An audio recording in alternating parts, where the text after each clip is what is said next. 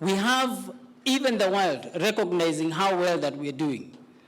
And allow me just to give some examples that are not present here of what the youth and Kenyans are doing, just to show how far we are going.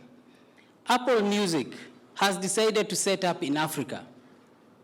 And they have hired their head of Apple Store, Nathan Muema, to actually run that program. He's just recently been hired. Netflix have already taken about 3 films and are taking more. Kenyan local films that have been made that are actually also being shown to the rest of the world.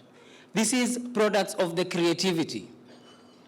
And sir, you said that we need to put our effort and ensure that the music and creative sector is well taken care of and that people are rewarded for the work that they do.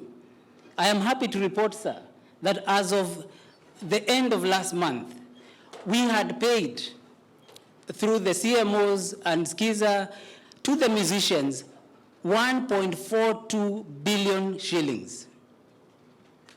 The musicians have received that money.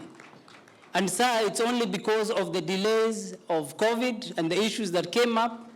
But now with the opening up of bars, discos, restaurants, where music now can be played, we expect to see this number to increase and to grow. We have been training young people also on digital skills. And so far, Your Excellency, we have over 700,000 young people working online, and we have reached over 5.5 million that really are showing that Kenya is ahead and that we're developing and that we're growing as a country.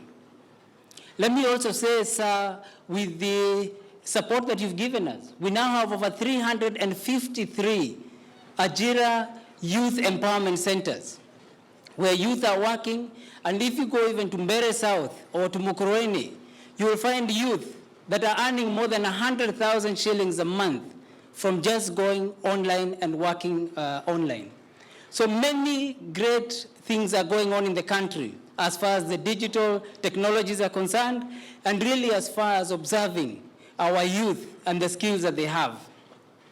Let me give one last example, sir. At Dedan Kimathi University, we have a young Kenyan who came from Othaya, went to the US for over 28 years, and is back and has set up a semiconductor factory. As we stand here this month, he will be supplying the United States of America with semiconductor material manufactured in Kenya from Dedan Kimathi University. The next order he's giving is of Japan. Your Excellency, as far as technology and data is concerned, we are not going to be colonized. We are going to be leading, and we thank you that you have really supported us to make sure that our best is shown. And it is clear from the young people that are here, who are over 800, that, sir, you have continued to support them. And they are not letting you down. I have listened to a few people talking in the crowd. And some of the editors were saying that the future is here. What they have seen today being done by our young people, being delivered, shows that the future is here. I've also heard them saying that this is a very well-kept secret.